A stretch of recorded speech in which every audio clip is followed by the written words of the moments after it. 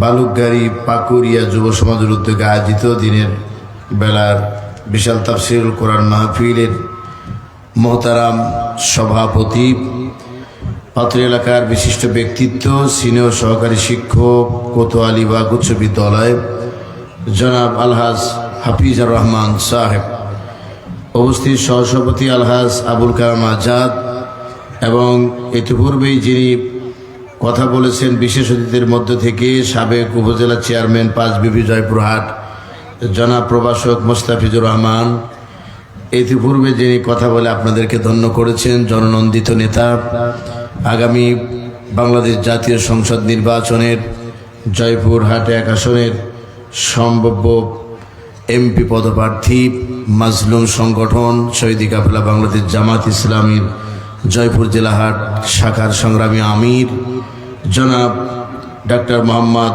ফজলুর রহমান সাঈদ, বিশিষ্ট সমাজসেবক, চেয়ারম্যান দারুস সুফা ট্রাস্ট জয়পুরহাট। দোয়া করছি মহান রব্বুল আলামিন প্রত্যেক অতিথিকে তার নিজ নিজ অবস্থান থেকে অত্যন্ত গুরুত্বপূর্ণ ভূমিকা পালনের মধ্য দিয়ে এ বাংলার মসনদে কোরআনের আইন প্রতিষ্ঠার ভূমিকা রাখার তৌফিক দিয়ে আমরা পড়ছি আল্লাহুম্মা আমিন। হযরত উলামায়ে কেরাম, বিশেষ করে আমার পরে যিনি এই মাহফিলের মঞ্চকে অলঙ্কিত করবেন, ধন্য করবেন, আমাদের সুপরিচিত, শুধু গোটা বিশ্বব্যাপী যার নাম পরিচিত, বাংলা তাফসিরের যাকে জনক বলা হয়, আল্লামা দেলাওয়ার হোসেন সাঈদী রহমাতুল্লাহ আলার সুযোগ্য পুত্র, আমার প্রিয় ভাই আলহাজ শামীম বিন সাঈদী, সভাপতি সিদ্দিকিয়া জামিয়ায় মাদানিয়া ট্রাস্ট খুলনা ও চেয়ারম্যান আল্লামা সাঈদী ফাউন্ডেশন পিরোজপুর শহীদবাগ ঢাকা। দোয়া করছি আল্লাহ অতিথিকে যথাসময় পৌঁছিয়ে দেন এবং বিভিন্ন মসজিদ থেকে এসেছেন সম্মানিত আইম্মায়ে মাসাজিদ, অত্র এলাকার হযরত উলামায়ে কেরাম, সম্মানিত সুধী মণ্ডলী, প্রশাসনিক ভাইয়েরা, সাংবাদিক ভাইয়েরা, প্রিন্ট মিডিয়া, ইলেকট্রনিক মিডিয়ার সকল ভাইদেরকে জানাচ্ছি আমার পক্ষ থেকে আন্তরিক মোবারকবাদ। প্রিয় জয়পুরহাটবাসী এবং পর্দার মধ্যে অবস্থানরত মা এবং বোনেরা, সকলে মিলে সেই মহান তাবারক তাআলার প্রশংসা করতে যাচ্ছি। দিনের আলোতে এক মহা সমাবেশের যে রব্বুল আলামিন আমাদেরকে সুযোগ করে দিলেন, এ জনতার উপস্থিতি তার প্রমাণ করেছে। আজকের মাহফিল আশা করি ইনশাআল্লাহ সফল হবে, ইনশাআল্লাহ, ইনশাআল্লাহ বলেন। সংগ্রামী উপস্থিতি, মহান আল্লাহর প্রশংসা করছি। আপনারা কিছু কিছু বাক্য বক্তাদের মুখে শুনতে শুনতে ক্লান্ত হয়েছেন, কিন্তু পরিস্থিতির কারণে বক্তারা অনেকেই বলতে সাহস পান এবং বলতে চান, মুখে এসে যায়। বিগত 15 বছর এবং বিশেষ করে আমি গ্রেপ্তার হয়েছিলাম 2017 সালের জানুয়ারি মাসে চট্টগ্রামে। সেই দিন থেকে 5ই আগস্টের আগ পর্যন্ত এক আতঙ্কিত জনপদে বসবাস করেছি। বাড়িঘর ছেড়ে গুম, খুন, হত্যা, বিভিন্ন অপরাধের সঙ্গে এই সমাজ ছিল জড়িত। আর সমাজের এক শ্রেণীর মানুষরূপী নরপশুরা তারা এগুলোকে নেতৃত্ব দিত, বলেন ঠিক কিনা? এবং তাদের পৃষ্ঠপোষকতায় এদেশের সবচেয়ে উপেক্ষিত কয়েকটি কথা আমাকে নাড়া দিয়েছে। আমি আশা করি আপনাদেরকে ছোট্ট একটু আয়াত তেলাওয়াত করেছি, ওখান থেকে কথা শোনাবো ইনশাআল্লাহ, বলেন। হতাশ হওয়ার কিছু নেই, হতাশার সাগরে ভোগা যাবে না, মনে রাখতে হবে আশার আলো জ্বালাতে হবে, ঠিক কিনা বলেন? সকল অন্ধকার কেটে যাবে যদি ইসলামী আইন সমাজে বাস্তবায়ন হয়ে যায়। আপনি নিঃসন্দেহে মনে রাখবেন, আজকের এই জনতার উপস্থিতি প্রমাণ করেছে আল্লামা সাঈদী রহমাতুল্লাহ আলাকে তিনি যে জামাত ইসলাম করেন এটি কারো জানা বাকি নাই। তিনি যে জামাতের কেন্দ্রীয় নেতা এটা জানা কারোর বাকি নাই। তেনার সন্তান এবং আবুল বাশার হেলালি আসবে, এটিও মানুষের রাজনৈতিক পরিচয় জানার ঊর্ধ্বে, তারা সবই জানে। তারপরও এই বিশাল জনতা প্রমাণ করেছে আগামীর দিন ইনশাআল্লাহ কোরআন সুন্নাহর দিন, বলেন ঠিক কিনা? বলেন ইনশাআল্লাহ। আমরা কি কাপুরুষের মতো বাতিলের কাছে আবার নিজেদের মাথাকে নত করতে যাব? বরং সিংহের মতো 1 ঘন্টা বেঁচে থাকবো এবং নারায়ে তাকবীর আল্লাহু আকবারের আওয়াজের স্লোগানে প্রকম্পিত হবে। এপার বাংলা থেকে ওপার বাংলার দিল্লি সহ কাঁপিয়ে দেওয়া হবে। ভারতের কোনো চক্রাঙ্গানিকে আমরা পরোয়া করি না, পরোয়া করি।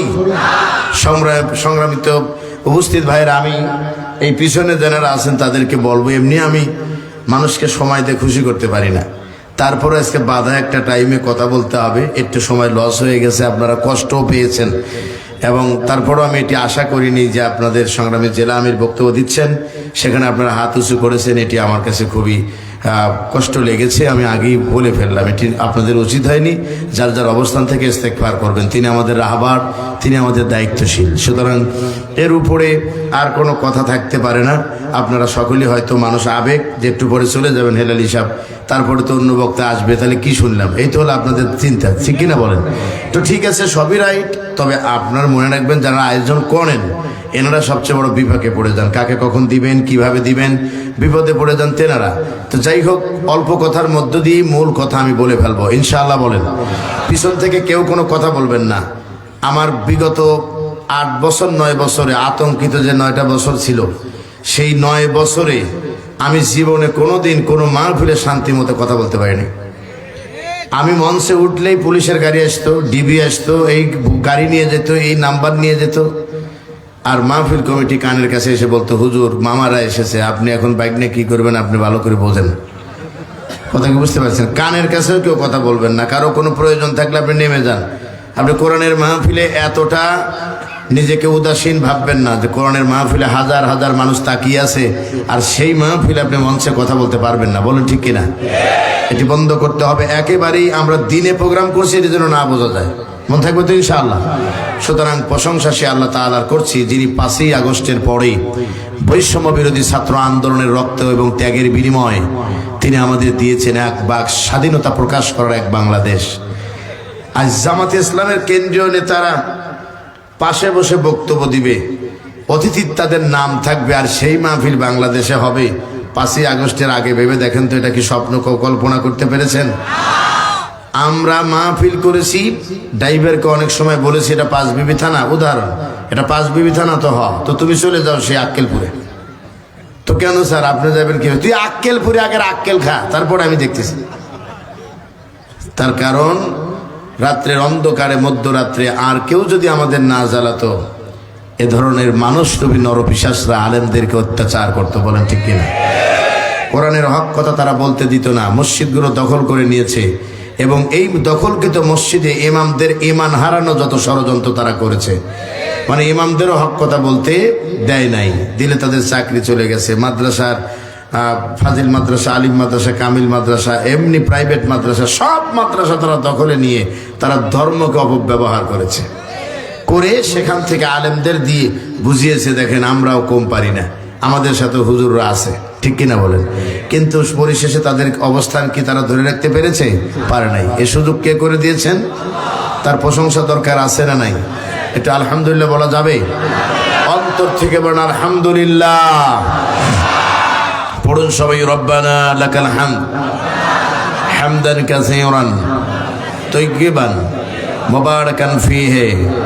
লক্ষ কোটি দরুদ এবং সালাম বর্ষিত হোক আমাদের একান্ত প্রিয় নবী, প্রিয় রাসূল, প্রাণ প্রিয় নেতা সাইয়্যিদুল মুরসালিন রাহমাতাল লিল আলামিন, গোটা বিশ্ব মানব সভ্যতার মুক্তিকামী মানুষের মহান নায়ক, সর্বকালের সর্বশ্রেষ্ঠ মহান ব্যক্তিত্ব, আশরাফুল আম্বিয়া, নবিকুল শিরোমণি, মা আমেনার নয়নের মণি, বিশ্ব নেতা, যার দেখানো পথেই আমাদের ইহকাল এবং পরকালের মুক্তির সার্টিফিকেট। বলেন ঠিক কিনা? সেই নেতার প্রতি ভালোবাসা আছে না নাই? আছে। কিন্তু দুঃখ হলো নেতার প্রতি ভালোবাসার অভাব নাই, কিন্তু নেতার আন্দোলন করার লোকের মারাত্মক অভাব। নবীজির কাহিনী শুনে মুসলমান কান্দে, কিন্তু তার দিন কায়েম করার পথে অবিচারতার সঙ্গে উম্মাদকে চলতে হবে, এই উম্মাদ সেটা ভুলে গেছে। আপনি মনে রাখবেন, আমার আপনার নেতা এমন নেতা নয় যে নেতার পিএস 400 কোটি টাকা চুরি করে। আপনি বোঝেন নাই মনে হয়, নাকি বোঝেন নাই? আমার আপনার নেতা যাকে অনুসরণ করি, তিনি এমন নেতা ছিলেন না যে তার পিএস 400 কোটি টাকা চুরি করছে। সাংবাদিকদের সামনে এসে বলে ফেলে দিয়েছে যে 400 কোটি টাকা চুরি করে মালিক হয়েছে, সে এখন আর রাস্তায় চলে না, উড়োজাহাজে হেলিকপ্টারে চলে। লজ্জায় জাতি সেদিন মাথা নত করে বলেছিল, আপা জানতে ইচ্ছে করে আপনি কত টাকা চুরি করছেন, নাকি বলেন? আমার বন্ধুগণ, সেই নেতার প্রতি আমাদের গভীর শ্রদ্ধা এবং ভালোবাসা আমরা প্রাণ খুলে পড়ছি সাল্লাল্লাহু আলাইহি ওয়াসাল্লাম। সুপ্রিয় উপস্থিতি, প্রাণ প্রিয় জয়পুর হাটবাসী, অল্প সময়ের মধ্যে কোরআনুল কারীমের মূল বক্তব্য দেওয়াটা যেমন কঠিন ব্যাপার, তেমনি সহজও করতে হবে। বলেন ঠিক কিনা? আল্লাহ রাব্বুল আলামিন কোরআনুল কারীম নামের যে মহামূল্যবান সম্পদ তিনি আমাদের দিয়েছেন, সেই কোরআনুল কারীমে মানুষের ব্যক্তি জীবন, সমাজ জীবন, রাজনীতি, অর্থনীতি, পররাষ্ট্রনীতি, পৃথিবীর সমস্ত কিছুর সমাধান দিয়ে তিনি কোরআন দিয়েছিলেন। আর তিনি বলেছিলেন, কোরআন যদি মেনে নাও, ফালা খাউফুন আলাইহিম ওয়ালা হুম ইয়াহজানুন, থাকবে না কোনো ভয়, থাকবে না কোনো চিন্তা। ভয় মুক্ত এবং চিন্তা মুক্ত জীবন দেওয়ার পরিপূর্ণ গ্যারান্টি তিনি দিয়েছেন, যিনি কোরআনের মালিক। সেই কোরআনে আল্লাহ রাব্বুল আলামিন দেওয়ার পরে, উম্মতের জন্য সিলেবাস নবীজির মাধ্যমে পৌঁছানোর পরে উম্মত তা ভুলে গিয়ে বিপদগামী হতে চলেছে। আজ বাংলাদেশ সহ তাম পৃথিবীর দিকে যদি আমরা তাকাই, কোনো জায়গায় শান্তি নাই, শান্তির কোনো আভাসও খুঁজে পাওয়া যায় না। এর পিছনে মূল দায়ী হলো সৃষ্টির আইন দিয়ে কখনো শান্তি আশা করা যায় না, যতক্ষণ না পর্যন্ত স্রষ্টার আইন জমিনে কায়েম না হবে। শান্তি যদি পেতে চাও, আল্লাহ প্রদত্ত আর রাসূল প্রদর্শিত জীবন ব্যবস্থার উপরে ঈমান আনো এবং তা মেনে নাও। বলেন ঠিক কিনা? সংগ্রামী ভাইয়ের আমার, বৈষম্য বিরোধী ছাত্র আন্দোলন হয়েছিল এবং সেই বৈষম্যটা দূর করাই ছিল তাদের স্বপ্ন। ভালো করে কথাগুলো বুঝবেন। তাদের স্বপ্ন ছিল বৈষম্য দূর করবে, চাকরিতে বৈষম্য, কোঠাতে বৈষম্য, এরপরে বিভিন্ন রাস্তাঘাটে বৈষম্য, অফিস আদালতে বৈষম্য, সব জায়গায় বৈষম্য চলছে। এই বৈষম্য দূর করার জন্য তারা আন্দোলন করলো, রক্ত দিল, প্রায় 2000 মান ছাত্র এবং ছাত্রী জীবন দিল। আমাদের আবু সাইদ হাত উঁচু করে বাতিলের সামনে, বুলেটের সামনে উঁচু করে হাত ধরে বলেছিল, বুকের ভিতর বইছে জ্বর, বুক পেতেছি গুলি কর। এর মানে হলো আমার বুকের ভিতরে ঝড় বইতেছে, এই বৈষম্য আর মেনে নেওয়া যায় না। আবু সাইদের আত্মত্যাগ, মুগ্ধর আত্মত্যাগ, অন্য অন্য শহীদদের আত্মত্যাগের বিনিময়ে অর্জিত হলো যে 24-এর স্বাধীনতা, 36শে জুলাই। সেই স্বাধীনতার ততক্ষণ পর্যন্ত আমরা 100% ফল ভোগ করতে পারবো না, যতক্ষণ না পর্যন্ত আল্লাহর আইন এবং রাসূলের সুন্নাহ দিয়ে যতক্ষণ পর্যন্ত দেশ এবং রাষ্ট্র পরিচালিত না হবে। তার কারণটা হলো বৈষম্য কোনোদিন মানুষ কোনোদিন দূর করতে পারবে না। বৈষম্য যদি দূর করতে চাও, তাহলে আমার আল্লাহ রাব্বুল আলামিনের বিধান মেনে নাও। বিগত দিনে আমরা পার্লামেন্টের অধিবেশনে দেখেছি, কোরআন দিয়ে শুরু করা হয়েছে পার্লামেন্টের অধিবেশন, তেলাওয়াত করা হয়েছে কোরআনুল কারীম। দুর্ভাগ্যবশত সেই কোরআন তেলাওয়াতের মধ্যে সীমাবদ্ধ থেকেছে। কপাল পোড়া পার্লামেন্টের সদস্যরা, তারা দুর্নীতি বিরোধী আয়াত তেলাওয়াত করার পরেও তারা দুর্নীতি মুক্ত হতে পারে নাই। আপনারা হয়তো আমার কথা কি সব বুঝতে পারতেছেন? প্রিয় বন্ধুগণ, বুঝতে পারতেছেন? আমি তেলাওয়াত করেছি কোরআনুল কারীমের 5 নাম্বার সূরা, সূরার নাম সূরা মায়েদা। জোরে বলেন, সূরার নাম কি? এটা সবাই বলতে হবে, একটা অক্ষরে আপনি 10টা নেকি পাবেন। আপনি একটু আওয়াজ দিয়ে বলেন, সূরার নাম কি? সূরার নাম কি? মায়েদা। এই সূরার ভিতরে 120টি আয়াত আছে।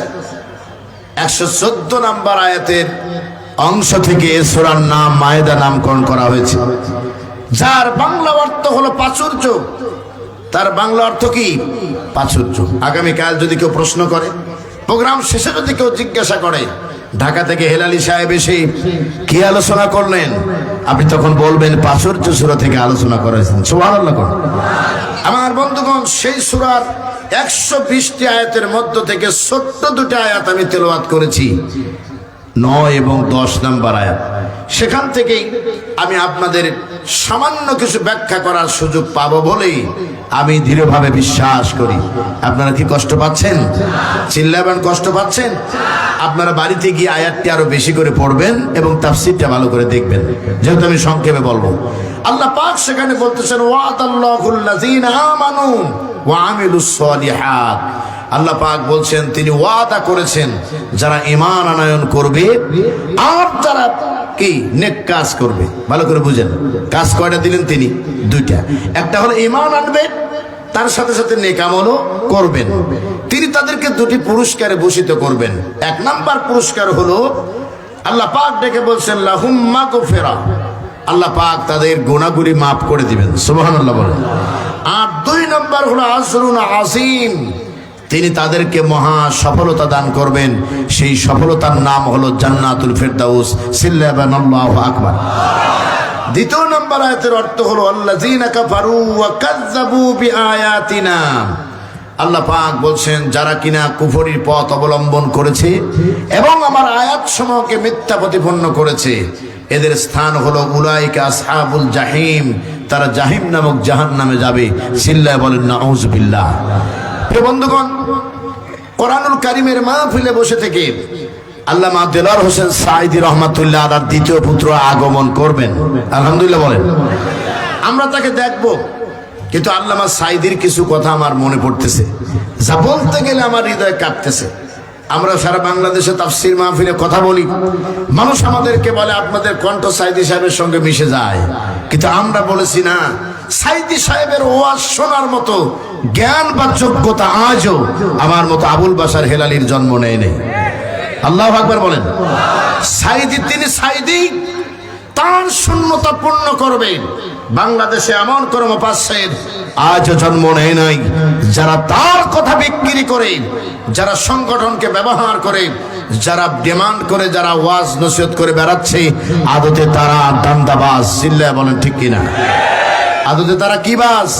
দান্দাবাজ। সুতরাং এর থেকে সাবধান থাকবেন। তিনি কত বড় এক আল্লাহর ওলি ছিলেন একবার ভেবে দেখছেন আপনি? তিনি 25 বছর আগে, প্রায় 25 বছর আগে যে কথা বলছেন, বিগত সরকারের কপালে সে কথা মনে হয় যেন আজকেই বলে দিছে, এরকম প্রমাণ হয়েছে। কিভাবে বলছেন তিনি? তিনি বলছিলেন, আপনারা জানেন, তারপরেও স্মরণ করাই দিই। কিভাবে শুনছেন? তিনি বলছেন যে আমাদের যারা মৌলবাদ বলে তারা হলো আগাবাদ। আমাদের যারা মৌলবাদ বলে তারা কি বাদ? যারা বলতেছেন না তারাই মনে হয় বলেন নাকি?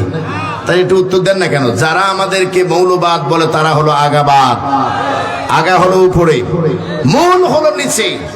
আগায় আছেন তোমরা কয়েকজন, আর আমরা নিচে আছি 12 কোটি। তিনি যখন এই বক্তব্য দেন তখন দেশের জনসংখ্যা আদমশুমারিতে 12 কোটি। তিনি বলেছিলেন 12 কোটি মিলে গোড়ায় ধরে একটু চাকুনি দিলে উড়ে গিয়ে মামু বাড়ি দিল্লি যা পড়বা।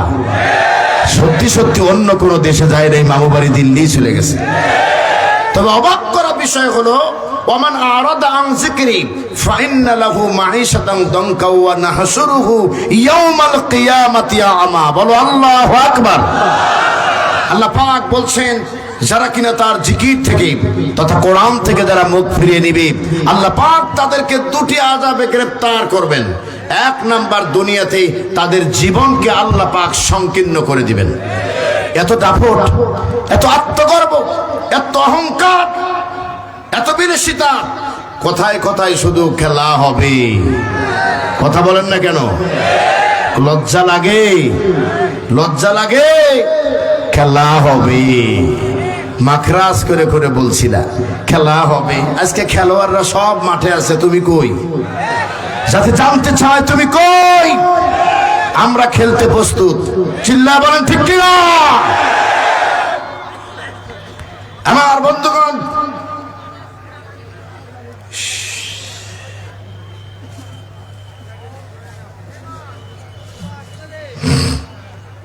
আপনাকে বিরক্ত হচ্ছেন?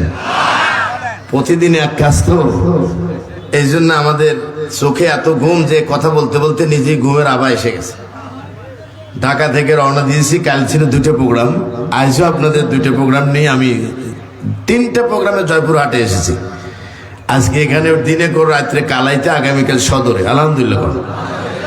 এই প্রোগ্রাম শেষ করে উত্তরবঙ্গে এসেছি এক সপ্তাহ সফরে। আল্লাহ পাক যেন মঞ্জুর করেন, বলেন আমিন। প্রিয় বন্ধুগণ, আমি কথাগুলো বোঝার জন্য আপনাদের বলছি। এত দাপট, এত অহংকার, এত আত্মগর্ব, আত্মবলা হয়ে তারা চলেছিল যে শেষ পর্যন্ত যখন তাদের পতন হলো, এ পৃথিবী তাদের জন্য সংকোচিত হয়ে গেল। আর কেউ তাদের জায়গা দিতে, চিল্লা বলেন, কেউ তাদের জায়গা দিতে চায় নাই। আমেরিকা ফেরত দিল, ব্রিটেন ফেরত দিল, ইন্ডিয়ার আকাশেও নামতে দিবে কি দিবে না। শেষ পর্যন্ত অবশেষে নামার সৌভাগ্য হলো। আর সেই দেশে বসে থেকে আমার দেশের বিরুদ্ধে ষড়যন্ত্র চালিয়ে যাচ্ছে। আমরা বলতে চাই, পালানো মেয়ে আমরা আর বাড়িতে উঠাবো না। আর চিল্লা বলো ঠিক কিনা?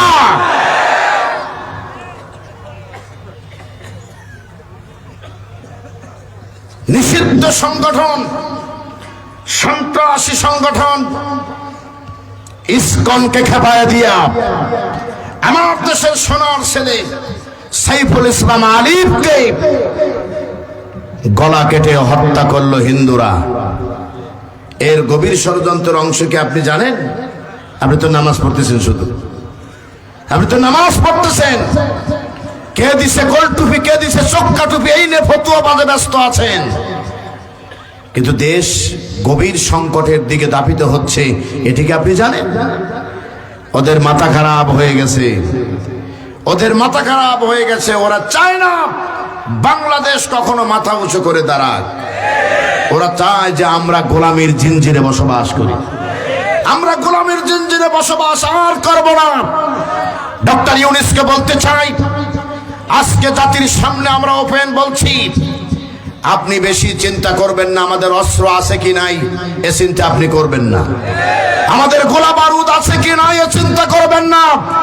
তবে আমাদের শাল কাঠের বাগান আছে, গজারি কাঠের বাগান আছে। প্রয়োজন হলে জাতি ধর্ম বর্ণ নির্বিশেষে বাংলার প্রতি ইঞ্চি মাটিকে রক্ষা করার জন্য প্রত্যেকে শাল কাঠের লাঠি হাতে নিয়ে শহীদ দিদিমের বাঁশের কেল্লা দিয়ে ভারতকে পিটিয়ে ঠান্ডা করে দেওয়া হবে।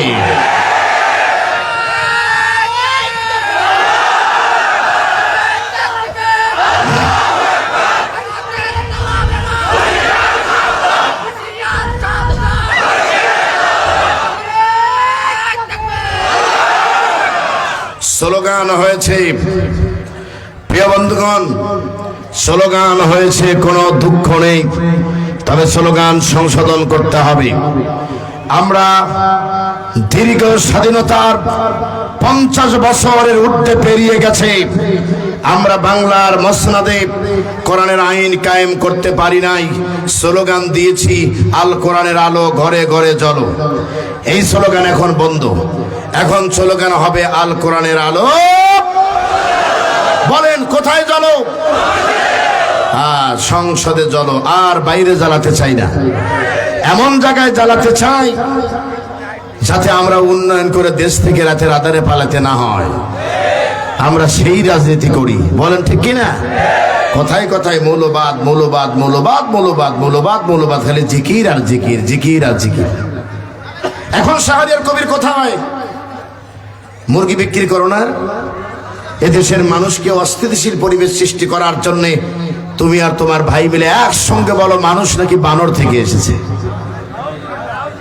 আমরা আওয়ামী লীগের ভয় পাই নেই, প্রশাসনের ভয় পাই নেই।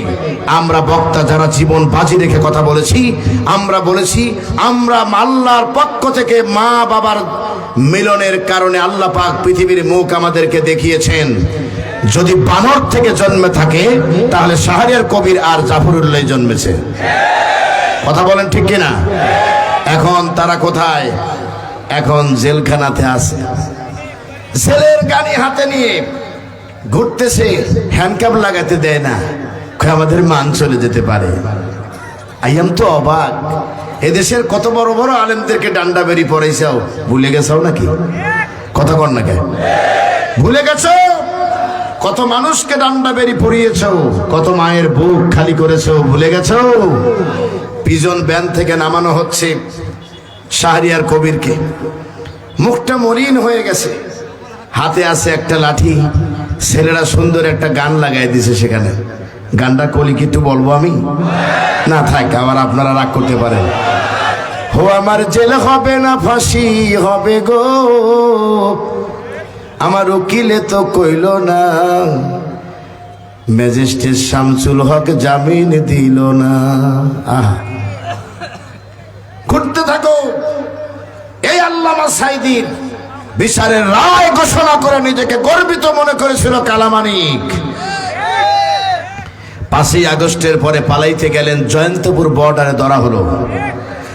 সিলেটবাসী স্বাগত জানালেন, অজান্তেই দেখে বিসি একটা হারায় গেছে। কথা কন নাকি? তার অভিযোগ ছিল, আমার কি কষ্ট লাগে না? আমার মারে মারে মেরে এরকম অঙ্গহানি করতে হবে কেন? আমরা বলেছি মার তো মাত্র শুরু হয়েছে, এখনো শেষ চিল্লাবান হয়েছে, শেষ এখনো হয় নাই। আগামীর দিন দেখা বাকি আছি। আল্লামা সাঈদীর কথা একবার মনে মনে ভাবো। তিনি বলেছিলেন, অত্যাচার করতেছ, জুলুম করতেছ, মারতেছ, ধরতেছ, হামলা করতেছ, এমন একদিন আসবে পালানোর জন্য ইন্দুরের গর্ত পর্যন্ত খুঁজে পাবে না। কোথায় গেছো আজকে? আমরা জানতে চাই, জানতে বড় ইচ্ছে করে। বলেন ঠিক কিনা? আপনারা কি কষ্ট পাচ্ছেন না? আবার জেলামের মতো আমারও বলেন না যে আপনি বন্ধ করেন, তাহলে কিন্তু আমি জিতে যাব। আমি জিতে যাব কেন জানেন? আমার কথা যত কম বলি তত আমি নিজেকে অত্যন্ত ভাগ্যবান মনে করি। এক শ্রেণীর বক্তা আছে, সময় কম পড়লে মারামিল লাগে, আর আমি বলি যে আমার আধা ঘন্টা দাও, আধা ঘন্টায় খেলা হবে। আল্লাহু আকবার কর। সারাদিনটা তো ওয়াজ শুনে কোনো লাভ হবে না যদি বাস্তবতায় আমরা পৌঁছতে না পারি। বলেন ঠিক কিনা? তো আল্লাহ রাব্বুল আলামিন বলছেন, আমি ওয়াদা করেছি ঈমানদারদের জন্য দুটি শর্ত, ঈমান আনবে আর নেক আমল করবে, বিনিময়ে দুটি জিনিস তাকে দিব। একটি হলো ক্ষমা করে দিব, 2 নাম্বার হলো আমি জান্নাতুল ফেরদাউস তাকে দান করব। সুবহানাল্লাহ বলেন। এখন তাফসীর যদি আপনি শুনতে চান, তাহলে নিঃসন্দেহে আপনি তাফসীরে কোরআন বিল হাদিস আপনাকে দেখতে হবে। অকলান নবী সাল্লাল্লাহু আলাইহি সাল্লাম মাল ঈমান। সাহাবায়ে কেরাম হুজুরকে প্রশ্ন করলেন, হুজুর ঈমান কি? ক্বালা সবরু ওয়াস সামাহাতু।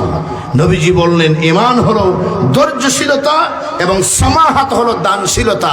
বলো আল্লাহু আকবার। হযরত উলামায়ে কেরাম যারা এসেছেন তাফসীরে কোরআন বিল কোরআন এবার গ্রহণ করেন। আল্লাহ পাক সময়ের কসম খেলেন, ওয়ালাস ইন্নাল ইনসানা লাফি খুস ইল্লাল্লাযিনা আমানু ওয়া আমিলুস সালিহাতি ওয়া তাওয়াসাউ বিল হক ওয়া তাওয়াসাউ বিস সাবর। বলো আল্লাহু আকবার। আল্লাহ বলছেন, সময়ের কসম, কালের কসম, নিশ্চয়ই মানুষ ক্ষতির ভিতরে আছে। ইল্লা হরফে ইস্তিসনা ব্যবহার করলেন, ব্যবহার করে বললেন তারা ব্যতীত যারা ঈমান আনয়ন করেছে আর নেক আমল করেছে, ওয়া তাওয়াসাউ বিল হক, এবং সত্যের দাওয়াত দিয়েছে, ওয়া তাওয়াসাউ বিস সাবর, এবং ধৈর্যের পরামর্শ দিয়েছে। সুবহানাল্লাহ বলেন। প্রিয় বন্ধুগণ, এখন আমি কোন পয়েন্টে ওয়াজ করব একটু ভাবতেছি, আর আপনারা জিকির করতে থাকেন। লা ইলাহা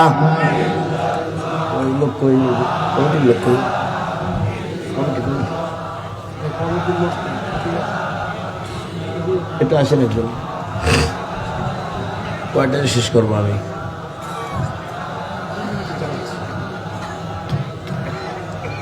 লা ইলাহা ইল্লাল্লাহু মুহাম্মাদুর রাসূলুল্লাহ সাল্লাল্লাহু আলাইহি ওয়াসাল্লাম। প্রিয় বন্ধুগণ, আমি আমার কোনো মাহফিলে সাধারণত আমি এইভাবে জিকির ধরিয়ে দেই না। তার কারণ যেহেতু আসর নামাজ হবে, আমি কর্তৃপক্ষের কাছে জানতে চেয়েছি আসলে আলোচনাটা চলবে কতক্ষণ।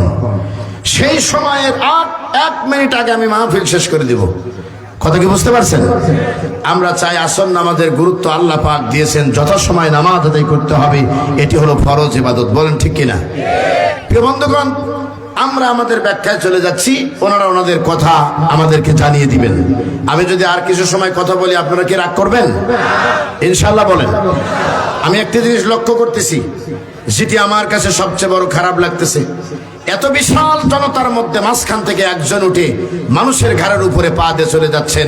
আপনাকে ভিতরে এসে বসতে বলছিল কে? কথা বলেন না কেন? না কথা খারাপ বলছি?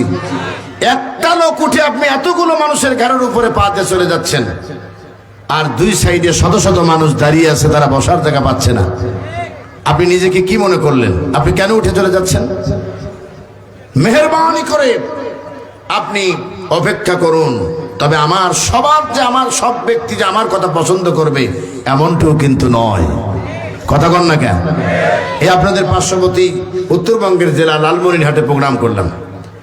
প্রোগ্রামের শুরুতেই জনগণ যেই নারায় তাকবীর দেওয়ার উপক্রম, বাম পাশ থেকে এক ভদ্রলোক দাড়ি টুপি নিয়ে আমাকে একটা সাদা কাগজে লিখে দিলেন, রাজনীতিক আলোচনা পরিহার করুন। কথা ভালো করে বুঝেন, কি আলোচনা পরিহার করুন? আর একটু ভালো মজা আছে, আপনি বলেন কি আলোচনা পরিহার করুন? রাজনৈতিক আলোচনা পরিহার করুন। অবাক তাকায় দেখলাম টুপি আছে, মুখে দাঁড়িয়ে আছে, গায়ে পাঞ্জাবিও আছে। চিন্তা করলাম এত কষ্ট করে আসলাম ঢাকা থেকে, যদি একটু হক আদায় করে কথাই বলতে না পারি তাহলে আর কি করলাম? বলেন ঠিক কিনা? জনগণকে বললাম আমি কি ওনার মাসালার ফতোয়া দিব? জনগণ বলল হ্যাঁ দিবেন, খেলা হবে। আমি বললাম হ্যাঁ আমি খেলতে রাজি। আল্লাহু আকবার কোন। ওনাকে দেখে মনে হলো যে হয়তো কোনো কমিটির লোক হবে। ভাবলাম ওয়াজ শেষে বোধহয় 10,000 হাদিয়া কমে যাবে। তো যাই যাক, ফতোয়া আমাকে দিতেই হবে। কথা বল না কেন? ফতোয়া আমাকে দিতেই হবে। আমি যা বলেছিলাম এই মুহূর্তে আপনারা যদি সবাই শোনেন, কিছু লোকের মন খারাপ হবে, তাহলে কি তারপরও আমি বলবো? ভালো করে বুঝে বলেন। কিন্তু কিছু লোকের মন খারাপ হলে কিন্তু আমার কোনো দুঃখ নাই, বলবো। আমি বললাম যে আমাকে মারবেন, ধরবেন না অত্যাচার করবেন তা আমি কিছু জানি না। তবে আমি জানি মুসলমান ঘরে জন্ম নিয়ে, মুসলমানের অধিকার নিয়ে আজ পর্যন্ত যে লোক বুঝতে পারে নাই বা জানতে পারে নাই ইসলামের রাজনীতি নাই, তার মুসলমানিত্ব দাবি করার বৈধতা নাই। কিসের মুসলমান? হা করে বসে রইল, প্রতিবাদ করতে পারলো না। মারি হলো কিন্তু সাউন্ড হলো না। কথা কি বুঝতে পারছেন? মারি হলো কিন্তু সাউন্ড হলো না।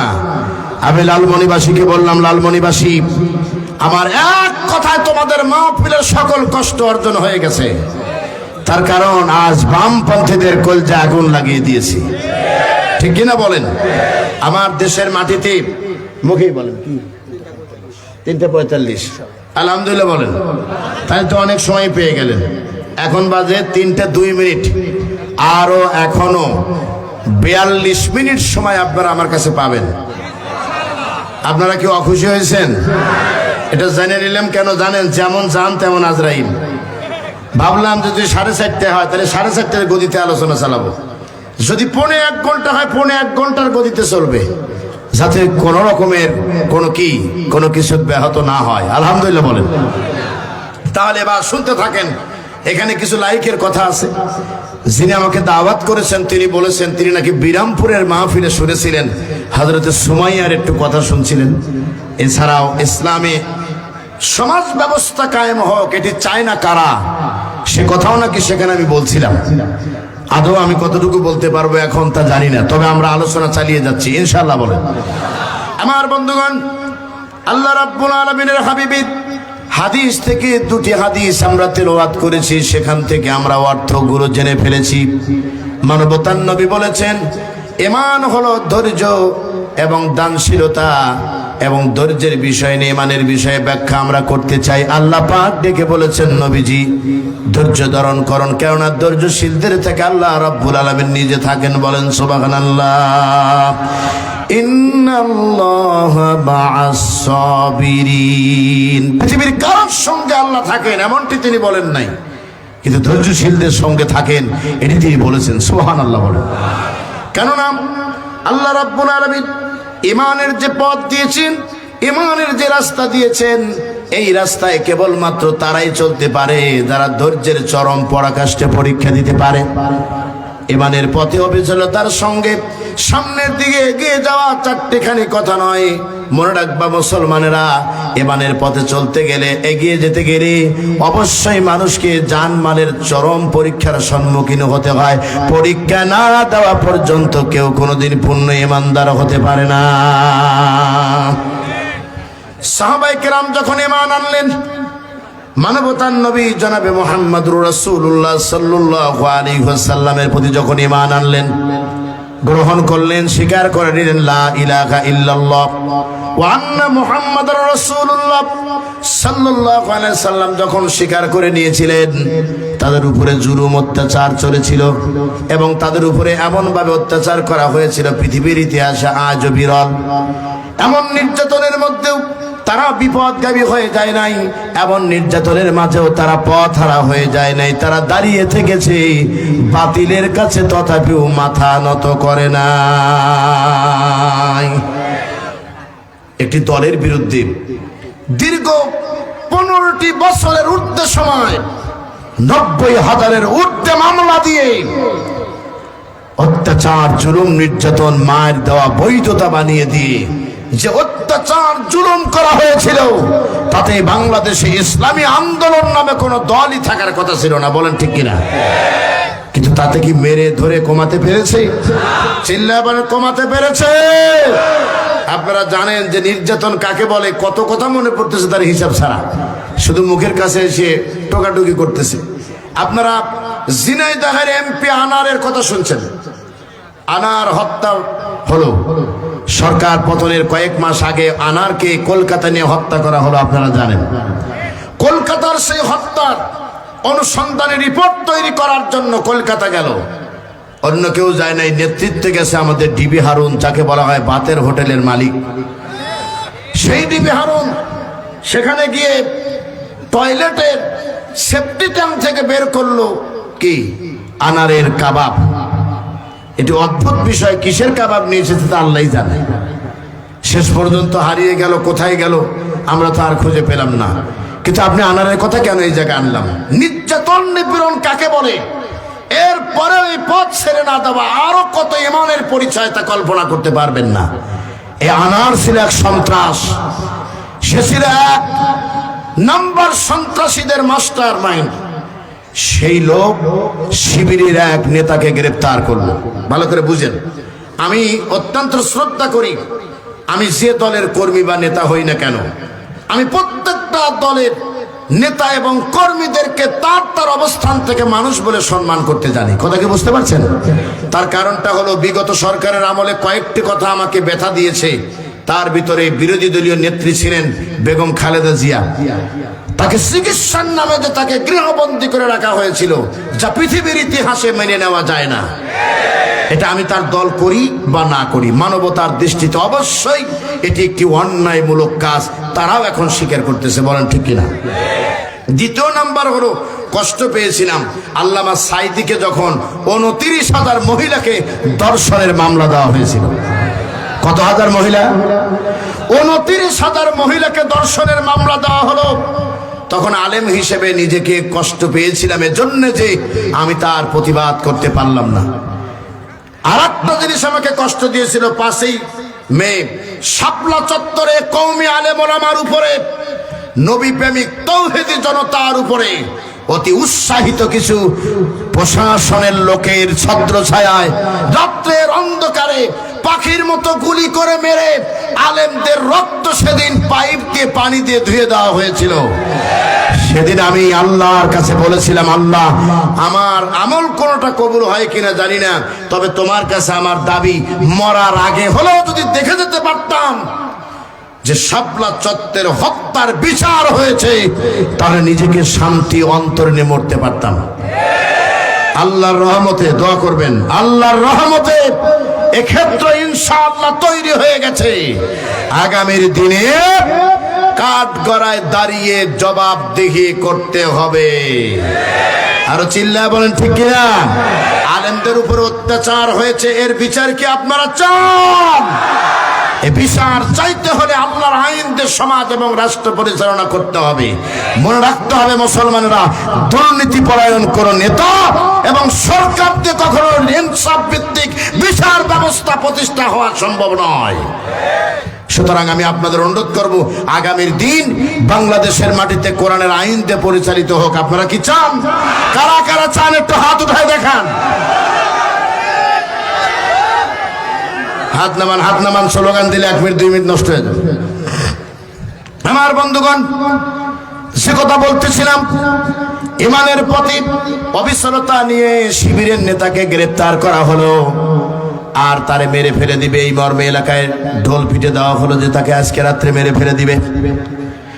তার বাবা এলাকার মানুষজনকে সঙ্গে নিয়ে এমপি আনারের কাছে চলে গিয়ে বলেছিল, আনার সাহেব, আপনাদের ক্ষমতা আছে, আপনাদের লাঠিয়াল বাহিনী আছে, আমার ছেলে শিবির করে অপরাধ, ছেলেটাকে ছেড়ে দেন, আমার ছেলে আর কোনোদিন রাজনীতি করতে যাবে না, এই মর্মে অঙ্গীকার দিচ্ছি, তাকে ছেড়ে দেওয়ার ব্যবস্থা করা হোক। ছেড়ে তো দেয় নাই, উল্টো তাদের অপমান করে বের করে দিল। বের করে দিয়ে রাত্রের অন্ধকারে শহরের পাশে নিয়ে এক নির্জন জায়গায় ছেলেটাকে গুলি করে মেরে ফেলে দিল, ক্রস ফায়ার দিয়ে মেরে ফেলে দিল। পরের দিন সকালবেলা মানুষ যাচ্ছে দলে দলে লাশটা দেখার জন্য, বাবাও চলে গেছে। এবার একবার অনুভব করেন তো, নিজের সন্তান বাবার সামনে লাশ হয়ে পড়ে আছে, বাবার কেমন লাগতে পারে? লাশ দেখে দেখে সবাই ফিরে আসতেছি। ছেলেটার বাবা লাশের পাশে বসে মাথায় হাত বুলিয়ে দিয়েছে, চোখের কাছে এসে দুটা আঙ্গুল চোখের ভিতরে ঢুকে গেছে। চোখের পাতা উঁচু করে দেখে ভিতরে চোখ একটাও নাই, দুটেই তুলে ফেলে দিয়েছে। সেদিন ওই মাজলুম লোকটা আর সে আজিমের মালিকের দিকে তাকায় বলেছিল, আনার সাহেব, ক্ষমতা আছে বলে তাই এই কাজ করেছেন, মনে রাখবেন আল্লাহ ছাড় দেন কিন্তু ছেড়ে দেন না। আপনারা বলেছিলেন দেখতে দেখতে 15 বছর, সামনে আরো 5 বছর, মানুষ বাঁচে কত বছর? আল্লাহ পাক ডেকে বললেন, আমি যা করতে পারি পৃথিবীর কেউ তা করতে পারে নাই। টার্গেট ছিল 2041, 2024-এর 5 আগস্টেই উইকেট ফেলে দিয়েছি। 17 বছর আগেই, টার্গেটের আগেই আমি আল্লাহ পাক অকালে গর্ভপাত করে দিয়েছি। আল্লাহ আছে না নাই? চিল্লায় বলো, আল্লাহ আছে না নাই? হ্যাঁ মুসলমান, আল্লাহ আছেন, তিনি থাকবেন, তিনি চিরন্তন, তিনি চিরঞ্জীব। বলো আল্লাহু আকবার। আমার বন্ধুগণ, সাহাবায়ে কেরামের দিকে যদি লক্ষ্য করি, ইমানের পথে অবিচলতা অর্জন করতে গিয়ে কি ধৈর্যের তারা পরামর্শ এবং পরীক্ষা তারা দিয়েছিলেন, যা কল্পনাও করা যায় না। হযরতে খাব্বাব, হযরতে খোবাইব, হযরতে সুমাইয়া, অসংখ্য সাহাবায়ে কেরামের যদি জীবনী আমরা লক্ষ্য করি, তা চিত্র ফুটে ওঠে। হযরতে ইয়াসারকে যখন ইমানের পরীক্ষায়, তার ধৈর্য ধারণের পরীক্ষা আল্লাহ নিলেন, ইমানের পরীক্ষা নেওয়ার জন্য কাফেররা তারে গ্রেফতার করলো। কাফেরদের গ্রেফতারের হাতের ভিতর থেকে হযরত ইয়াসার ডেকে বলেন, ও মক্কার নেতারা, তোমরা আমাকে ধরে কি করবে? তোমরা আমাকে মার দিয়ে কি করবে? মনে রেখো, আমি যে একবার আল্লাহর প্রতি ঈমান এনেছি, এরপরে যদি আমাকে কেটে কেটে টুকরো টুকরো করা হয়, এরপরে আমি বলবো আমার আল্লাহ এক। আমার আল্লাহর কাছে আমার অনুগত্যের মাথা নত হবে, পৃথিবীর আর কারোর কাছে নত হবে না। হযরত ইয়াসারকে গ্রেফতার করা হলো। কি করা হলো? গ্রেফতার করা হলো। গ্রেফতার করে হযরত ইয়াসারকে নিয়ে যাওয়া হলো মরুভূমির ভিতরে। মরুভূমির ভিতরে নিয়ে গিয়ে, না ফ্যান দিবেন না, না ফ্যান দিবেন। ইয়াসারকে মরুভূমির ভিতরে নিয়ে যাওয়া হলো। হযরত ইয়াসার যখন মরু প্রান্তরে, 2 পায়ের 2টা রশির সঙ্গে রশি লাগিয়ে দিয়েছে, পাশেই ছিল 2টা পাগলা উট। একবার ভাবেন তো, একবার ভাবেন, ঈমানের দাবি তো আমরা সবাই করি, ঈমানের দাবি আমরা সবাই করি, কিন্তু ঈমানের দাবি করাটা যত সহজ, ঈমানদার হওয়াটা তার চেয়ে বড় কঠিন। এটা আওয়াজ দিয়ে বলেন ঠিক কিনা? ইসলামী আন্দোলন মুখে বলা যত সহজ, বাস্তবে ইসলামী আন্দোলনের রূপে টিকে থাকা তার চেয়ে বড় কঠিন। আমরা বহু মাহফিলে যা দেখেছি, ছেলেরা স্লোগান দিয়েছে, হুজুর হক কথা বলবেন, জিহাদ জিহাদ জিহাদ চাই, জিহাদ করে বাঁচতে চাই, কিন্তু পুলিশ আসলে হুজুর ছাড়া আমরা কেউ নেই। এরকম বহু দেখেছি, এরকম বহু দেখেছি। চট্টগ্রাম থেকে যখন আমাকে গ্রেফতার করলো, এরপর আমার গাড়ি সহ যখন সিরাজগঞ্জ সদর থেকে আমাকে ধরে নিয়ে আসা হলো, আমার ড্রাইভার সহ, এছাড়া আরো কাহিনী আছে যেখানে বাস স্ট্যান্ডে ধরে প্রকাশ্যে মারা হলো। এই কাহিনীগুলো আমি আপনাদেরকে বলতে চাচ্ছি না, শুধু এতটুকু কথা বলতে চাই, বিপদে পড়লে মানুষের ঈমান বোঝা যায়। এখন যদি জিজ্ঞাসা করি জাতির পিতাকে, আপনারা বলবেন ইব্রাহিম আলাইহিস সালাম। কিন্তু 5ই আগস্টের আগে যদি জিজ্ঞাসা করছি জাতির পিতাকে, তখন অনেকেই বলে ফেলছেন জাতির পিতা বঙ্গবন্ধু। কথা বল না কেন? কিন্তু ওই সময় ইমানের পরীক্ষা দেওয়ার পরিবেশ ছিল, যখন র‍্যাব ধরে নিয়ে গিয়ে কানের কাছে পিস্তল ধরে বলতো বল জাতির পিতাকে, তখন যদি বলতে পারতেন ইব্রাহিম আলাইহিস সালাম, তাহলে বোঝা যেত আপনার ঈমান আছে। ঠিক কিনা বলেন? এটা আওয়াজ দিয়ে বলেন তো, জাতির পিতাকে আরো জোরে বলেন কে? ইব্রাহিম আলাইহিস সালাম হলো, তিনি আমাদের জাতির পিতা। সুবহানাল্লাহ বলেন। হযরত ইয়াসারের দুটো পায়ে দুটো রশি, দুটো পাগলা উটের সঙ্গে লাগায় দিয়েছি। অনেক সময় আপনারা রেসলিং খেলা দেখেন, রেসলিং এ দেখবেন হাত পা বেঁধে রেখে সে মাউথপিস দিয়ে জিজ্ঞাসা করে, এখন তোমার অনুভূতি কি? যদি বলে না আমি আর পারবো না, তারে একটা লাথি দিয়ে রেখে চলে যায়। আর যদি বলে হ্যাঁ, তাহলে আবার নতুন করে মায়ের আরম্ভ হয়। অনুরূপ ভাবে হযরত ইয়াসারকে যখন দুই পায়ে দুটো রশি নিয়ে দুই উটের সঙ্গে বেঁধে দিয়েছে, কাছে এসে জিজ্ঞাসা করেছে এখন তোমার অনুভূতি কি? তুমি কি তোমার জীবন চাও নাকি তোমার ঈমান চাও? এখনো তোমার চিন্তার বহিঃপ্রকাশ কি? তুমি একটু বলো দেখি। বলে বামপন্থীরা, ভালো করে শুনে রাখো, মুসলমানরা জীবন দিতে জানে, ঈমান দিতে জানে না। আল্লামা সাঈদী রাহমাতুল্লাহ আলাইহি তেনার অগ্নি পরীক্ষা বইয়ের ভিতরে লিখেছেন, দুই দিকে দুটো উট যখন তাড়িয়ে দিয়েছে, ইয়াসারের পায়খানার রাস্তা ছিঁড়ে মুরগির রানের মতো দুই টুকরো হয়ে গেল। এরপরেও তারা বাতিলের কাছে মাথা নত করে নাই, মাথা নত করে নাই। মুসলমানেরা ধৈর্যের চরম পরাকাষ্ঠে তারা পরীক্ষা দিয়েছে। এজন্য নবীজি বলেছেন মাল ঈমান। হুজুর বললেন ক্বালাস সাবরু ওয়াস সামাহাতু, বলো আল্লাহু আকবার। হুজুর বললেন ঈমান হলো ধৈর্য। ঈমান কি? ধৈর্য। বিপদ আসবে, মুসিবত আসবে, অত্যাচার আসবে, জুলুম আসবে, নির্যাতন আসবে, এরপরও কি ঈমানের পথ ছেড়ে দেওয়া যাবে? চিল্লায় বলেন যাবে। সংগ্রামী ভাইয়ের আমার, টাইমের প্রতি বিবেচনা করি, কর্তৃপক্ষের নির্দেশনা ছিল যেটা, সেই একটা হক একটু আদায় করতে চাই, যেহেতু অগণিত মা বোনেরা এসেছে। আমি যখন গাড়ি নিয়ে আসতেছিলাম, রাস্তা ভর দেখলাম সারা রাস্তায় মহিলারা আসতেছে, হাজার হাজার মা বোনেরা এখানে এসে হাজির হয়েছে তাদের হকটা আদায় করার জন্য। ঈমানের চূড়ান্ত পরীক্ষা শুধু ইয়াসার দেন নাই, শুধু পুরুষেরা দেন নাই, মহিলারাও দিয়েছে। ইসলামের প্রথম শহীদ হযরত সুমাইয়া রাদিয়াল্লাহু তাআলা আনহা, বামপন্থীরা যখন তারে ধরল, বামপন্থীরা যখন তারে গ্রেফতার করেছি, জিজ্ঞাসা করেছে তুমি তোমার জীবন চাও নাকি তুমি তোমার ঈমান চাও? হযরত সুমাইয়া ডেকে বলেছি, আমার জীবন তো ওই দিনে আমার আল্লাহ এবং আল্লাহর নবীকে দিয়ে দিয়েছি, আমার বলতে তো আর কিছুই নাই। সুবহানাল্লাহ বলেন। আমার বলতে তো আর কিছু নাই, যা কিছু ছিল তত আমি আল্লাহ এবং আল্লাহর নবীকেই দিয়ে দিয়েছি। সুবহানাল্লাহ বলেন না? সংগ্রামী ভাইয়েরা আমার, কোনো সমস্যা? তাহলে ওইদিকে তাকাইছেন কেন? আপনি তাকাই, আমি তাকাইছি। আমি তো শুরুতেই বললাম যে সেই ধাওয়া আজও বন্ধ হয় না।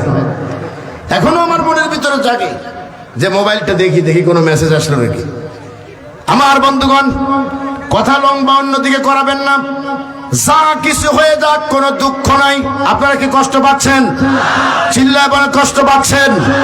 আজকে আমি মনে করি বালুকগাড়ি পাকুড়িয়া যুব সমাজের উদ্যোগের মাহফিল চূড়ান্তভাবে আল্লাহ সফল করেছেন। বক্তাও এসেছে, এরপরে কি এসেছে বলেন? বক্তাও এসেছেন, সাথে সাথে শ্রোতা মণ্ডলীর ঢেউ নেমেছে। এ দ্বারা প্রমাণ হয়েছে কোরআনের মাহফিলের এখনো যৌবন শেষ হয়ে যায় নাই, এখনো কোরআন মানুষ শুনতে চায়। চিল্লায় বলেন ঠিক কিনা?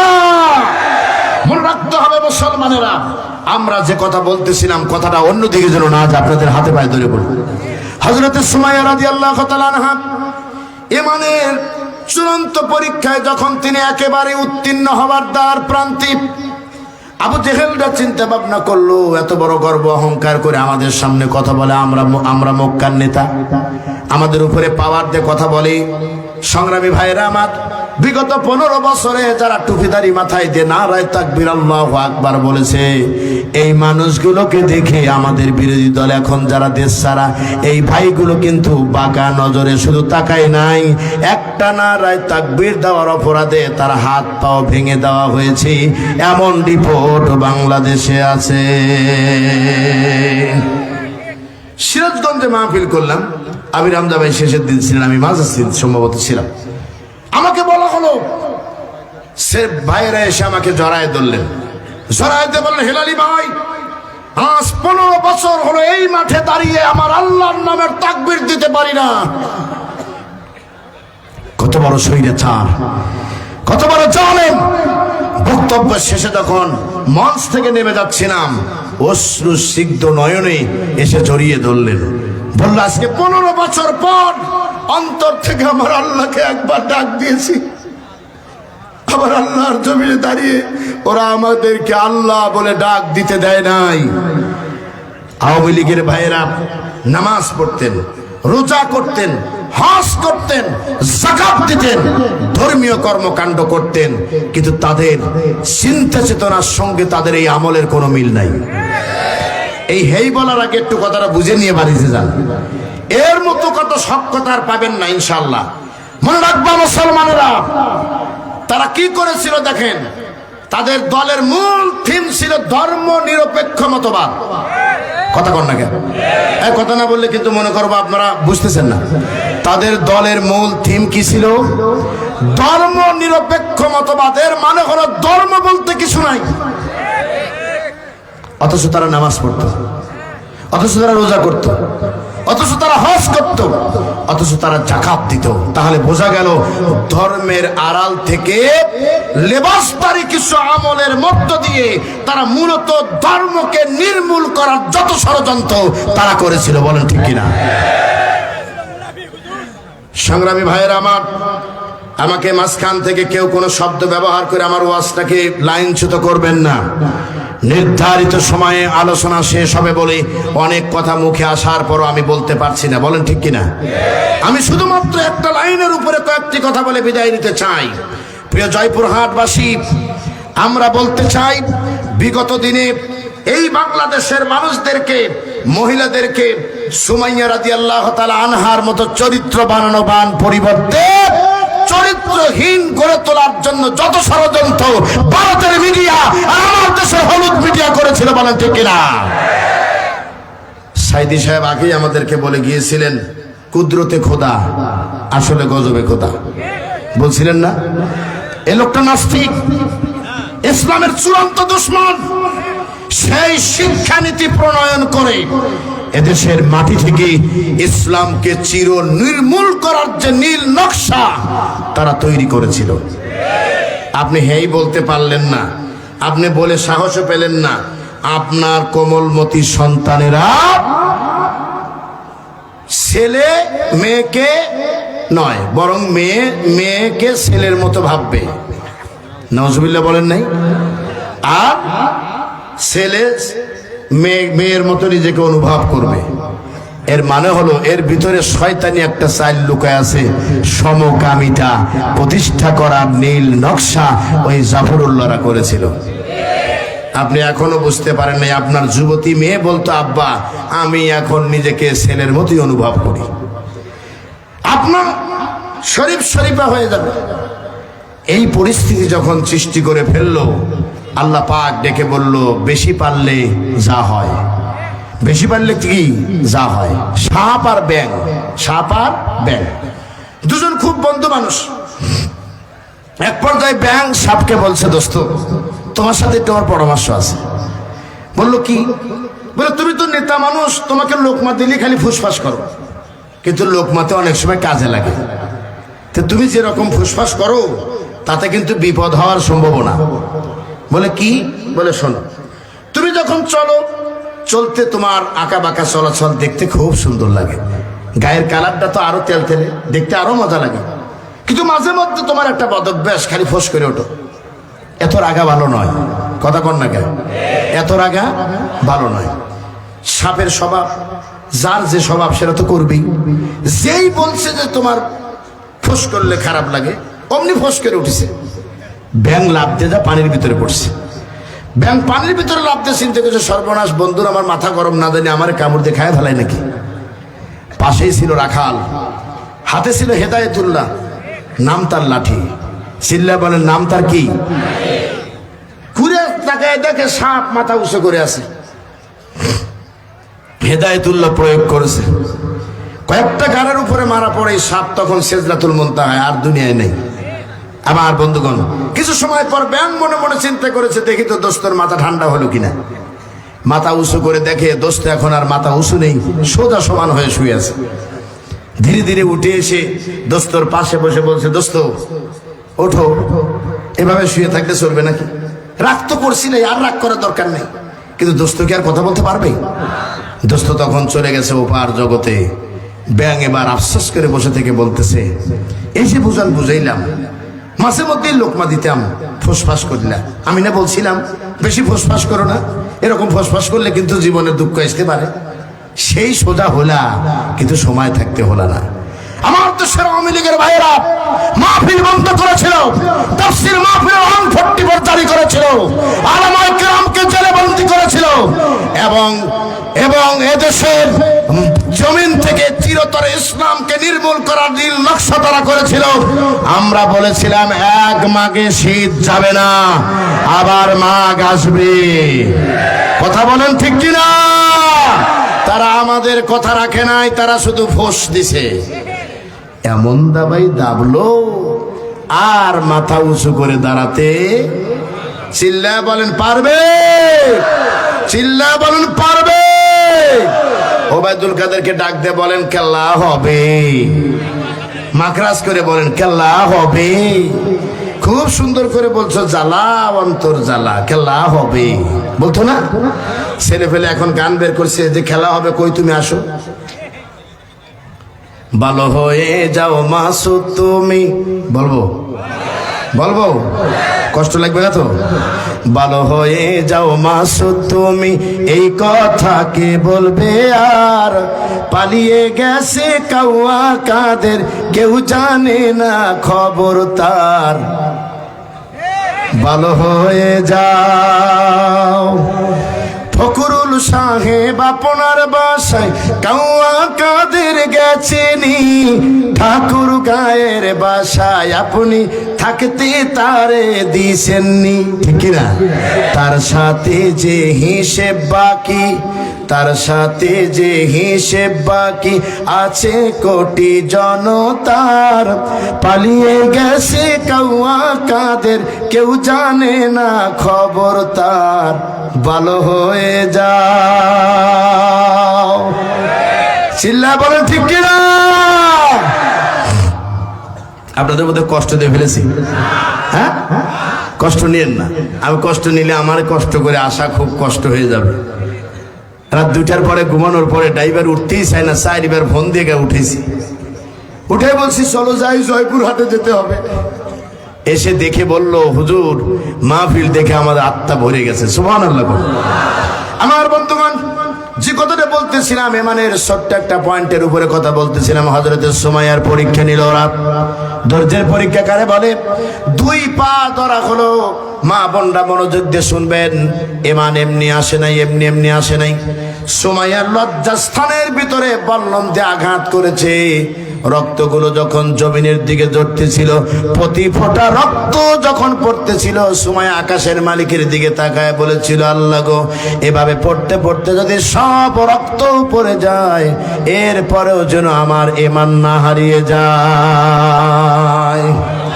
ঈমান বড় মজবুত, আর ঈমান বড় মূল্যবান সম্পদ, এটি যেন হারিয়ে না যায়। আল্লাহ তুমি আমাকে সহযোগিতা করো।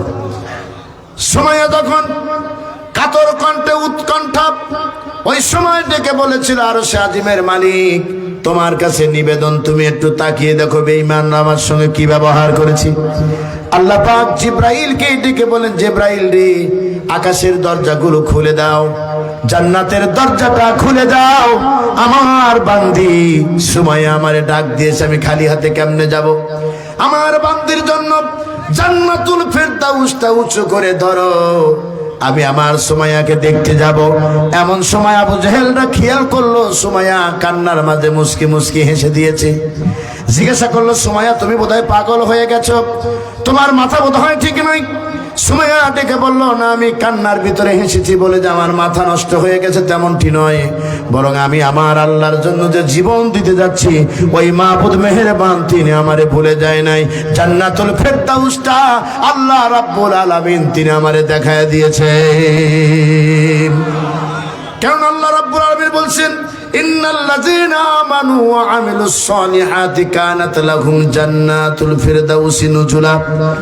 যারা ঈমান আনবে আর নেক আমল করবে আল্লাহ পাক ডেকে বলেছেন তাদের জন্য রয়েছে জান্নাতুল ফিরদাউস। জোরে বলেন সুবহানাল্লাহ।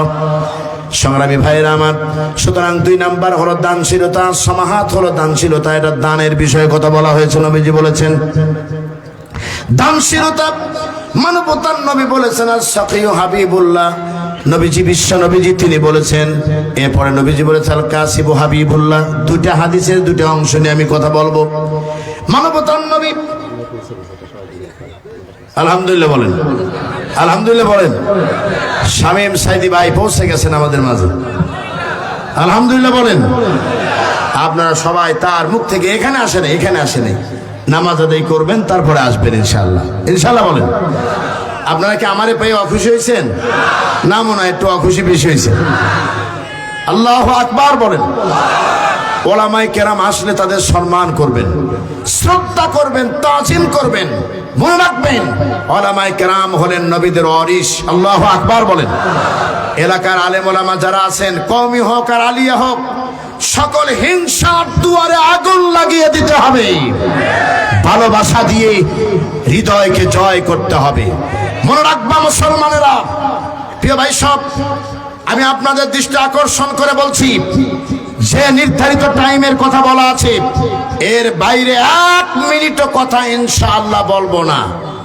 সুতরাং আপনাদের কি নামাজ পড়তে অসুবিধা হবে এমনটি মনে করছেন? যদি মনে করেন তো আগে ছেড়ে দেই, ছেড়ে দিব। প্রিয় ভাই সব, মুসাফির হয়ে এসেছি, এত বড় তাফসীর মাহফিল, একটু দোয়ার দরকার আছে না নাই? আমি ইনশাআল্লাহ আপনাদের আর কয়েকটা মিনিট কথা বলে ইনশাআল্লাহ মহান রবের কাছে একটু দোয়া করবো, ইনশাআল্লাহ সবার জন্য দোয়া করবো, ইনশাআল্লাহ বলেন। আমার বন্ধুগণ, হযরতে সুমাইয়া এইভাবে জীবন দিলেন। মা বোনদেরকে বলছি, আপনারা যারা হাজার হাজার মা বোন এসেছেন আপনারাও প্রস্তুতি নেন। মনে রাখবেন আগামীর দিনে বাংলাদেশের জমিনে ইসলাম প্রতিষ্ঠার জন্য রক্ত দেওয়ার প্রয়োজন হতে পারে। এ রক্ত শুধু পুরুষ দিবে না, মহিলাদেরকেও দিতে হবে। তবে 1 শ্রেণীর মানুষ, 1 শ্রেণীর নেতারা, তারা বলতেছে ইসলাম কায়েম হয়ে গেলে নাকি মহিলারা ঘর থেকে বের হতে পারবে না, মহিলারা নাকি ঘর থেকে বের হতে পারবে না। প্রিয় জয়পুরহাটবাসী, ভুল আমি ভেঙে দিয়ে যাই।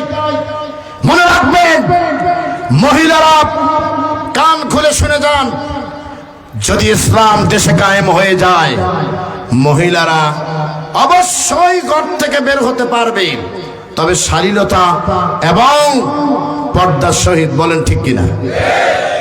এবং তাদের চাকরি নাকি হবে না। আর আমরা দেখতেছি যদি ইসলাম কায়েম হয় তাহলে মহিলাদের চাকরি করার মহিলা খুঁজে পাওয়া যাবে না। কিভাবে আমি আপনাদের ভুল ভেঙে দিয়ে যাই। আমার দেশে এখন মহিলা মানুষ অসুস্থ হলে পুরুষ মানুষ তার ডেলিভারি সিজার করে, কথা কর না কেন, অপারেশন করে। কোন সার্জন, মহিলা সার্জন অত সহজে খুঁজে পাওয়া যায় না। আর যখন ইসলাম কায়েম হয়ে যাবে, মহিলা মেডিকেল বিশ্ববিদ্যালয় হবে, সেখান থেকে মহিলা যত ডাক্তার প্রয়োজন সেখান থেকে তৈরি করা হবে। কোন মহিলার কোন সিজার কোন পুরুষ করতে পারবে না। এমনকি কোন মহিলা রোগীকে কোন পুরুষ ডাক্তার দেখতেও পারবে না। সুতরাং যে যেখানে থাকবেন এ কথা ভুল ভেঙে দিবেন।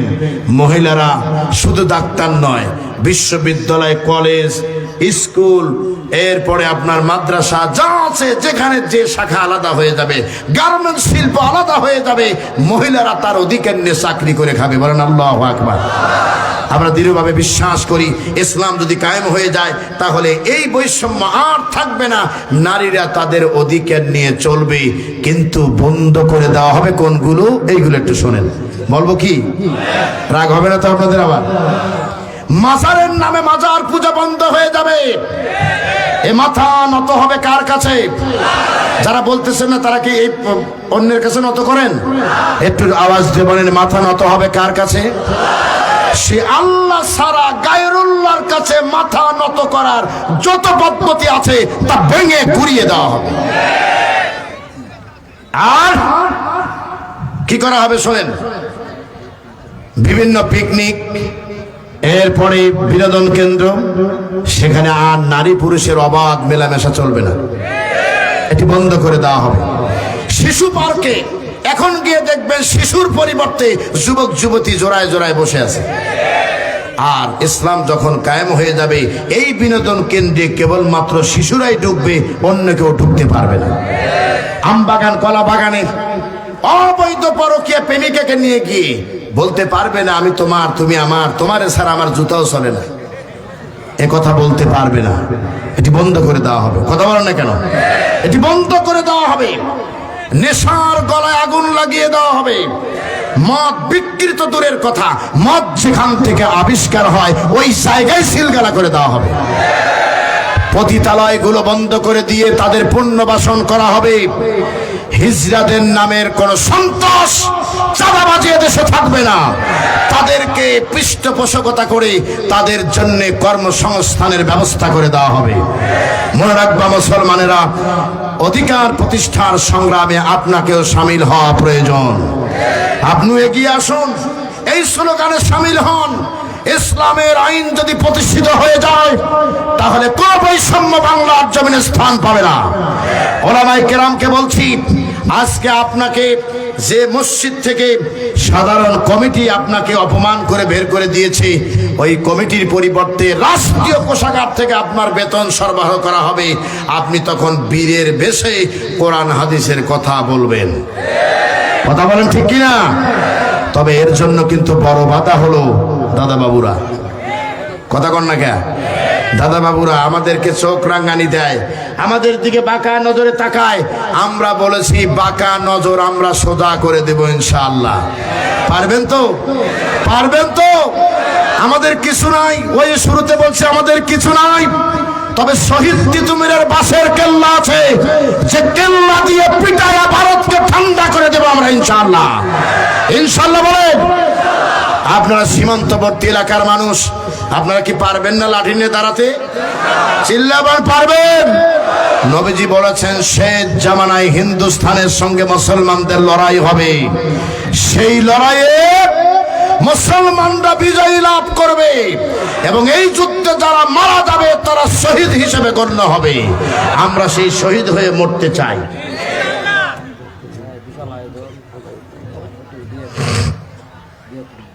কি আপনারাই কিন্তু লাইন ছুতো করলেন। আমি এত পজিটিভ মানুষ, আমার কাছে যে কোনো কথা একজন বলতে পারে। এই জন্য বিভিন্ন জায়গায় দেখে আমাকে যদি ঘরের ভিতরে বলতেন যে আপনার ওয়াজের মোনাজাতের আগে 5 মিনিট আপনার কালেকশন করতে হবে, তাহলে ওই প্রিপারেশন আমি আগেই নিতাম। কথা কন না কেন? এখন 5 মিনিট যাতে আরো বেশি বলা লাগে এই ব্যবস্থা করে ফেলেছেন। আমি তো একবারে দৌড় গলায় চলে এসেছি, এখন মোনাজাত ধরবো। আমার বন্ধুগণ, আপনারা কি আমার উপর রাগ করছেন? আমি যে আলোচনা ধরছিলাম, এই আলোচনা গতকাল এক কামিল মাদ্রাসার 3 দিন ব্যাপী তাফসীর মাহফিলের 2য় দিন করেছি। আল্লাহর রহমতে শুধু আমানুর ব্যাখ্যা করতে গিয়ে 2.5 ঘন্টা শেষ। আমি বলছি হুজুর এবারে মতো ছেড়ে দেন, আমি যাইগা, আমার পক্ষে আর সম্ভব নয়। জেনে রাখো মুসলমানেরা, আল্লামা দেলাওয়ার হোসেন সাঈদী, আর একটা কথা বলি আপনাদের, ওনাদের বক্তব্যটা তুলে ধরবো। আল্লামা সাঈদী রহমাতুল্লাহ আলাইহি বলেছিলেন যেদিন ক্ষমতা থাকবে না সেদিন দেখবেন এই পুলিশ এই এমপি মন্ত্রীদের কোমরে রশিটি লাগাই দিয়া আদালতে তুলবে। আজকে হাসানুল হক ইনু, কথা কন না কে, রাশেদ খান মেনন, শাহজাহান খান, দীপু মনি, দরবেশে সোবাহানি, নাম তার সালমান এফ রহমান, দাড়ি দুড়ি কেটে হোমানে রওনা দিছে সদরঘাটের দিকে। হঠাৎ করে বেআইনি মন্ত্রীর সঙ্গে দেখা। বলছে কোথায় যান? বলে আমি যেখানে আপনিও সেখানে। আর কোনো দরবেশগিরি কুলাচ্ছে না, এবার চলো 1400 ঢোকো। একসঙ্গে কোমরে রশি লাগায়া সবগুলোকে জেলখানায় তুলতে যখন কোর্টে যখন নিয়ে যেতে গেছে, চারদিক দিয়ে পুলিশ, কেউ মারে ডিম, কেউ মারে জুতা, কেউ বাবার উড়ে যা কিক করে। উন্নয়ন উন্নয়ন, কথা কয় না? এক্সপ্রেস হয়ে করেছি, বঙ্গবন্ধু টানেল করেছি, পদ্মা সেতু করেছি, আরো কত কি করেছি। বেশি কথা বললে সব বন্ধ করে দিব। কথা কন না কে? বেশি কথা বললে সব বন্ধ করে দিব। আল্লাহ বলে আত্মগর্ব আত্ম অহংকার বন্ধ করো। ইন্নাল্লাহা লা ইউহিব্বুল মুতাকাব্বিরিন। আল্লাহ অহংকারীকে ভালোবাসে না, বলেন ঠিক কিনা? এরপরে আল্লাহ পাক তিনি আরেকটা কথা বলেছেন সূরা লোকমান 18 নম্বর আয়াতে তিনি বলেছেন, লা তামশি ফিল আরদি মারহা। নবী স্বৈরাচারদের অহংকারীদের বলে দেন তারা যেন অহংকার করে জমিনে পদচারণ না করে। যদি করে এই জমিন কিন্তু তাকে ছেড়ে দিবে না, বলেন ঠিক কিনা? প্রিয় ভাই সব, এই জমিন সংকুচিত হয়ে গেছে তাদের জন্য। আমরা কি আর কোন স্বৈরাচার এদেশে দেখতে চাই? চিল্লায়া বলেন চাই না? আমরা কোন স্বৈরাচার আর দেখতে চাই না। আমরা দেখতে চাই সাধারণ মানুষের মুখে হাসি ফুটবে এমন নেতা এবং এমন সরকার দেখতে চাই, বলেন ঠিক কিনা? আল্লাহ যেন কবুল করেন, জোরে বলেন আমিন। আরো চিল্লায়া বলেন আমিন। আমার বন্ধুগণ, এত বড় বিশাল তাফসীর মাহফিল, লোকে লোকারণ্য হয়ে গেছে, সারা এলাকার মানুষ এসে আপনারা হাজির হয়ে গেছেন।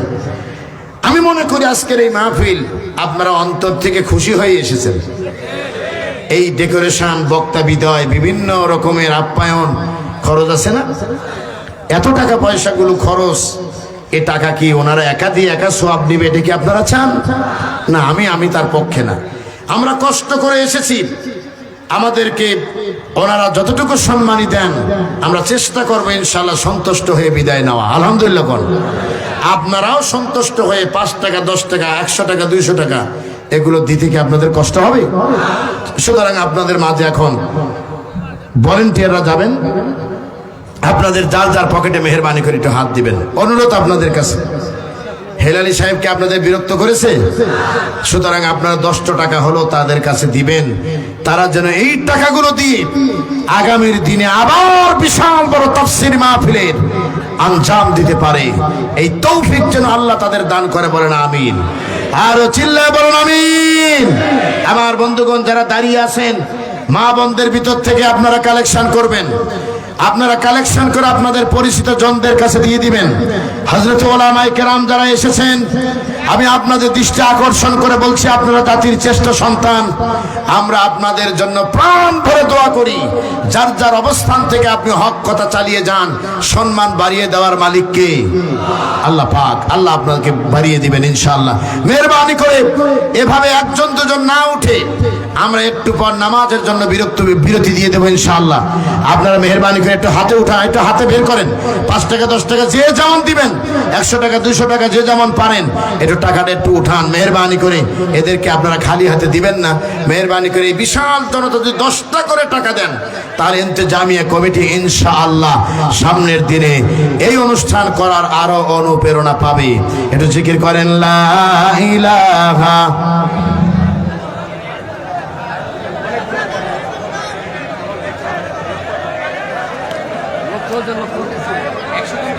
জি আলহামদুলিল্লাহ ভাই। এই দেখেন মুসাফিরের কথা রাখলেন না। আমি তো বলছি 1-2 মিনিটে ওরা কালেকশন করে আপনাদের ছেড়ে দেবো ইনশাআল্লাহ। আমি মোনাজাত করতে চেয়েছিলাম, মোনাজাত করব না, মোনাজাত আমি করব না। আপনাদের বলছি 2টা মিনিট আপনারা অপেক্ষা করুন, আর যার যার নিজের ইচ্ছা মতো দিবেন। যদি না দিতে পারেন তো ডাক দিয়ে দিবেন, আর তাও যদি না পারেন যাওয়ার সময় আপনারা এই মঞ্চে দিয়ে যাবেন। 10 টাকা হোক, 20 টাকা হোক, 50 টাকা হোক, যে যেমন পারেন খুশি হয়ে দেন ইনশাআল্লাহ। একটু জিকির করেন লা ইলাহা।